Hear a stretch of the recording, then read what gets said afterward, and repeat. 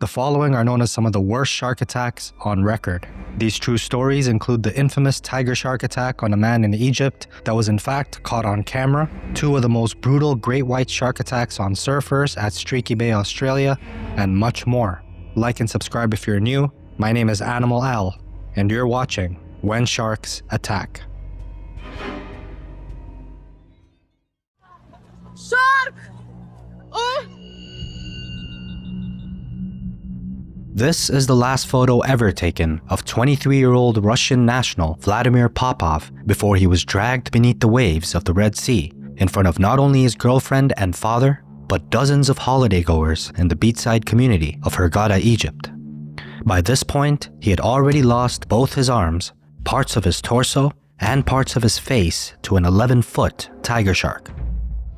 It began on June 8, 2023. Vladimir, his father Yuri, and his girlfriend Anastasia took a relaxing trip to Dream Beach Resort, a popular destination for sunbathing, snorkeling, and swimming in Egypt. It's important to understand that this edge of coastline in the Red Sea is particularly unique, drawing tourists from all over the world. Along the edges of the water, vibrant coral reefs attract tropical fish and snorkelers alike. The narrow and shallow strait connecting the Red Sea to the Indian Ocean has allowed the marine life of the sea to maintain relative isolation, resulting in 14% of the species within it being endemic. In other words, 14% of the sea life found here can be found nowhere else on Earth. It's no surprise then that Vladimir and his loved ones found themselves enjoying these new sights as they began a new phase of their lives. Allegedly, Vladimir had recently bought an apartment in Egypt and had moved to the country with his father's help. It's been claimed by several news sources that he likely moved to Egypt to avoid conscription into the war with Ukraine. Unfortunately, Vladimir never really got a chance to start life on his own terms, because on June 8th, he and his girlfriend would enter the Red Sea. With the topography of the coral reefs comes a surprising feature that many are unaware of until they're already in over their heads, quite literally. Mere feet beyond the shallow coral reefs, there are deep, dark drop-offs plummeting dozens of feet to the bottom of the ocean. Someone can be just a few meters from shore, yet be wading in deep water. This was the case with Vladimir and Anastasia. While Anastasia was still in relatively shallow water, her boyfriend was wading in what was essentially the open sea, even though they were only a few feet apart. One moment, they were enjoying themselves, and the next, there was a splash and a scream, a moment that would change their world forever. The entire attack was over in less than a minute. Reportedly, as soon as Vladimir began screaming, hordes of beachgoers swam to shore for safety. Anastasia and his father watched from the shoreline in horror. Everything happened so fast that it was hard to comprehend. On one of the first bites, both of Vladimir's arms were bitten off, and as he bobbed just meters away from shore, the shark then took a bite from his jaw as well as his cheek. But one of the most poignant and heartbreaking moments is after Vladimir is bitten on the face. He can be heard calling out to his father for help. On the shore, there was absolutely nothing that his helpless father could do. Less than a minute after the attack began, Vladimir had already been dragged beneath the waves of the reddening water.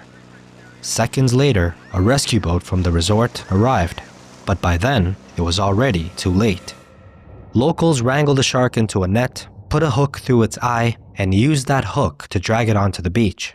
It was determined that the shark was an 11-foot-long female tiger shark, and after she was dragged ashore, the shark was bludgeoned to death with metal pipes.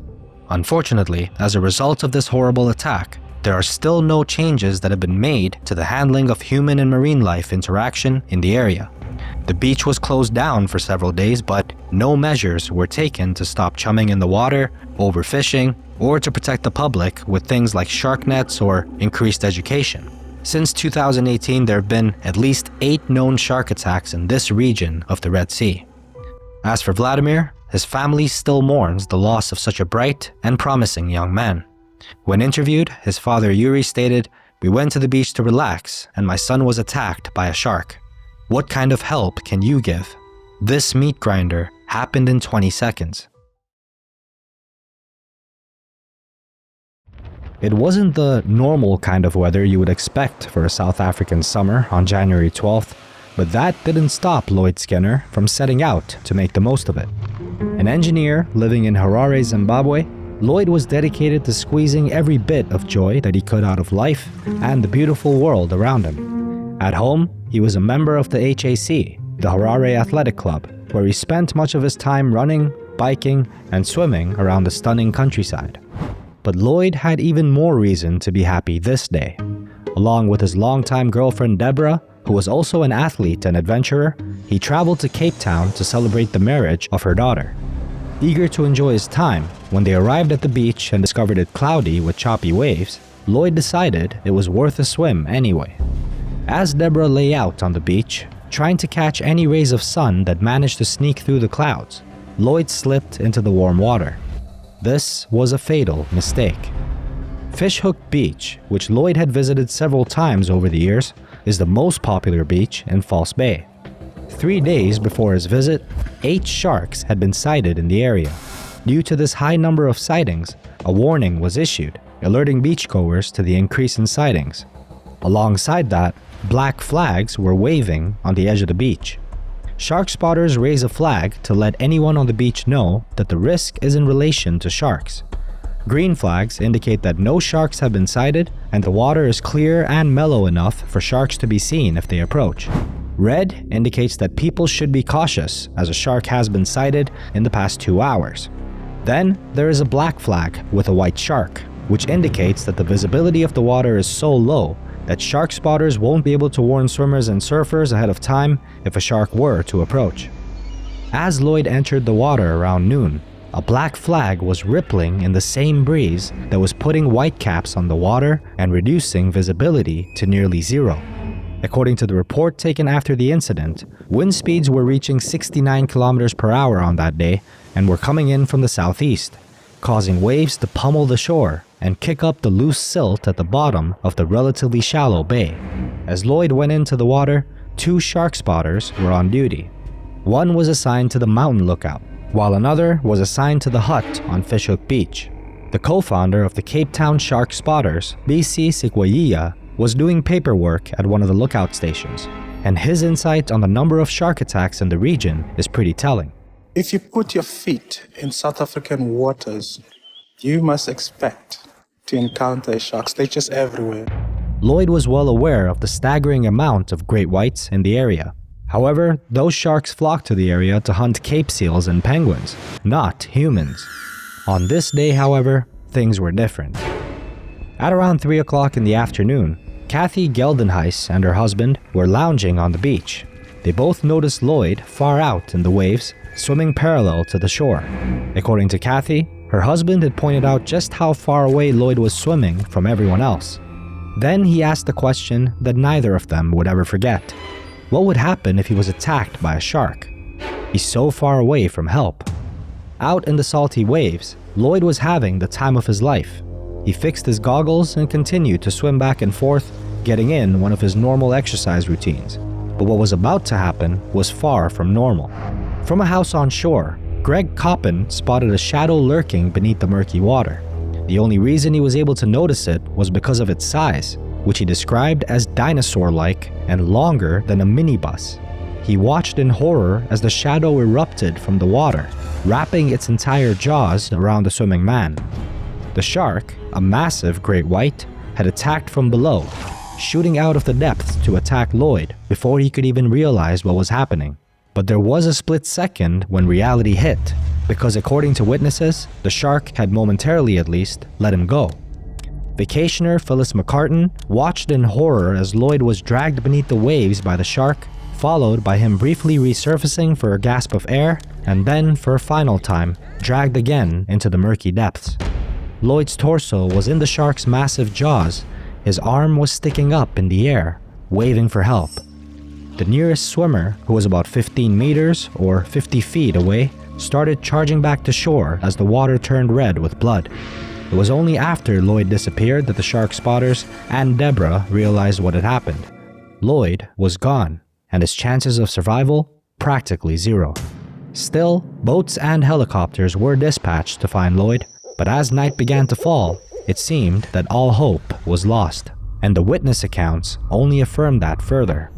During the investigation into the attack, shark scientist Alison Koch stated that more than 70% of recorded great white shark attacks on humans result in the shark biting and then leaving. However, there is that 30% where the shark behaves like it did in this case, where it came back and killed a person. The investigation determined that it's likely the shark was drawn towards the shore by large shoals of fish, which were noted to have been in the area by other swimmers that day. After hours of helicopters and boats scanning the area, the search was formally called off after at least 2 bites from a massive creature with a bite force of 4,000 pounds per square inch, as well as hours in the water. It was deemed impossible for Lloyd to be alive, and it was likely that the shark fed on him before swimming off. The shark that killed Lloyd was never found. However, the following day, a 4-meter-long shark was seen swimming along the rocky edge of the beach.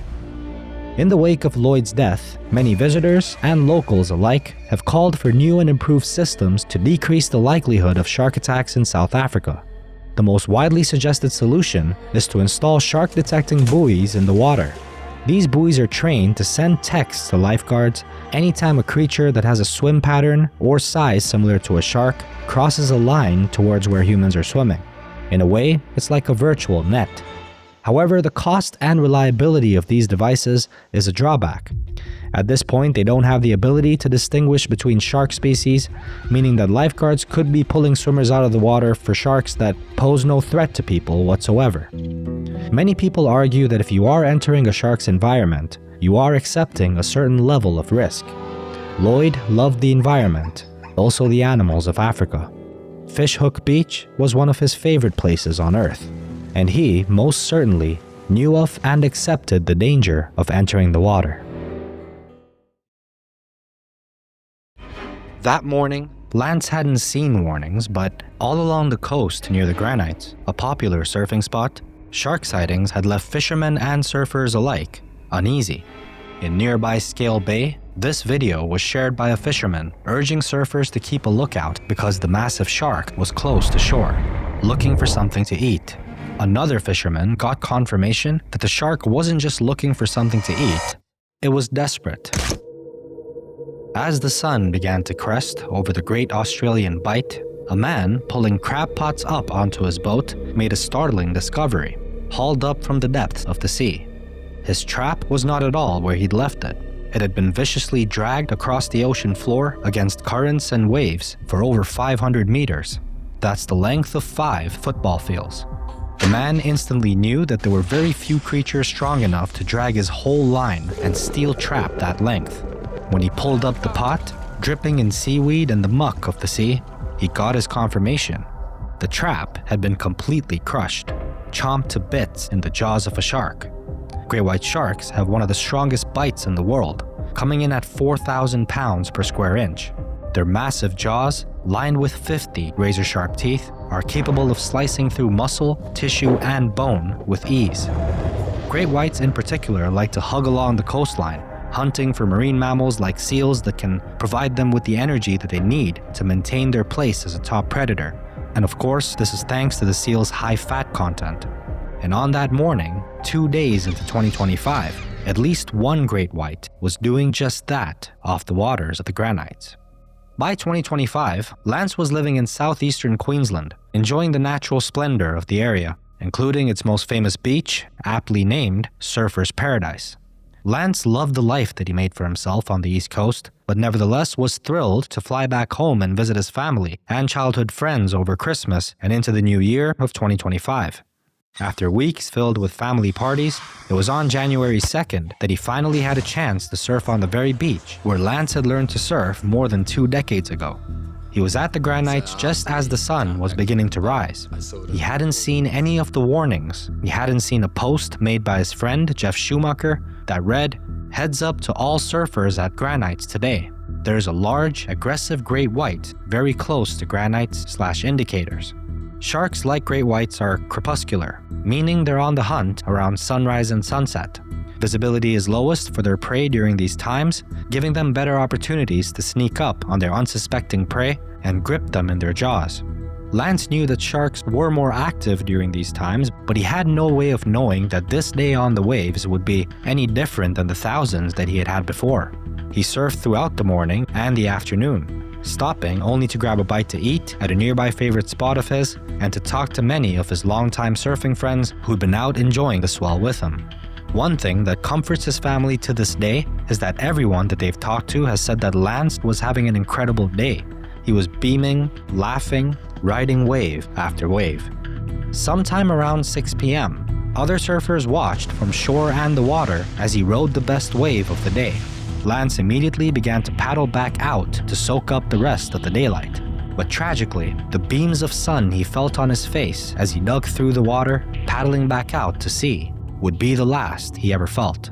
On the shore, surfers watched in horror. There was nothing but the sound of the ocean waves on the sand, the chatter of surfers in the water, and then a horrific splash and scream. A 13-foot long great white shark exploded out of the water, attacking Lance from below. With a single bite, the shark grabbed hold of his right thigh, slicing through his flesh and pinning him to the board.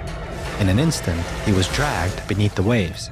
Nearby jet skiers began to rush toward the place where he'd gone under, but in the few seconds that it took them to get there was nothing but a trace of blood blooming in the water.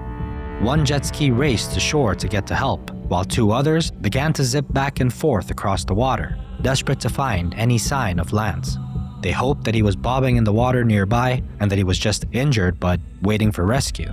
And of course, they had every reason to think this because statistically speaking, most shark bites, including those that result in fatalities, are typically a result of exploratory bites. And this is due to sharks believing that a surfboard in this case, or even a person swimming at the surface, is a marine mammal.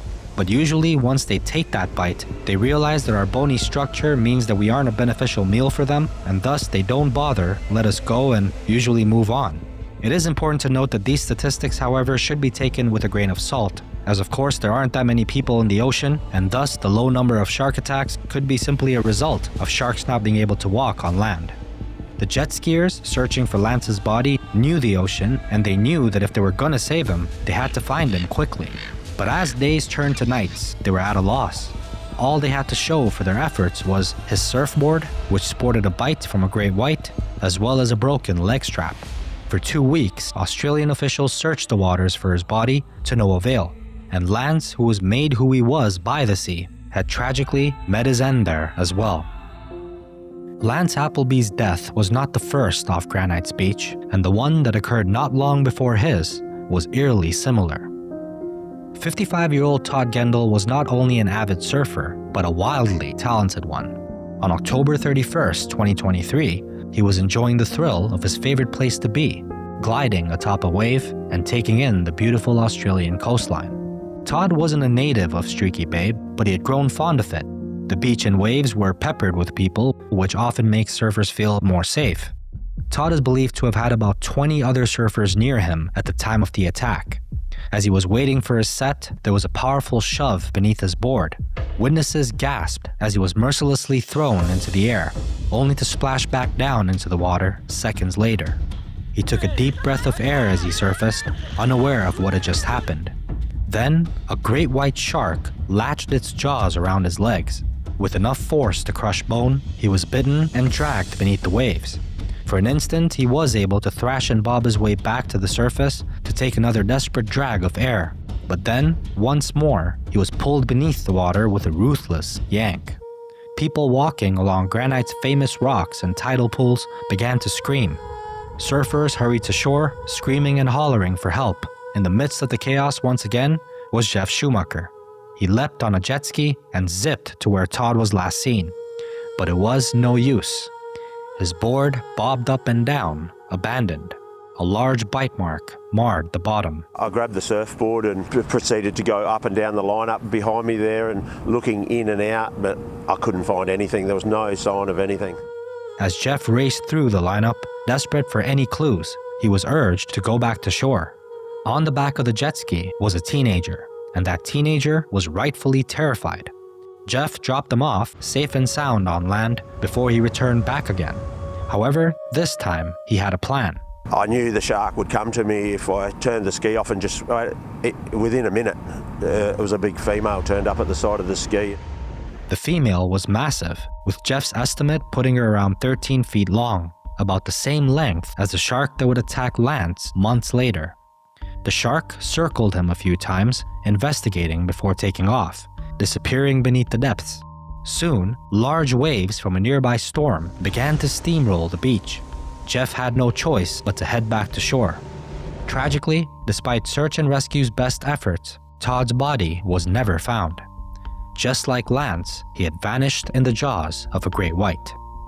In 2023 alone, there were 3 fatal shark attacks off the South Australian coast.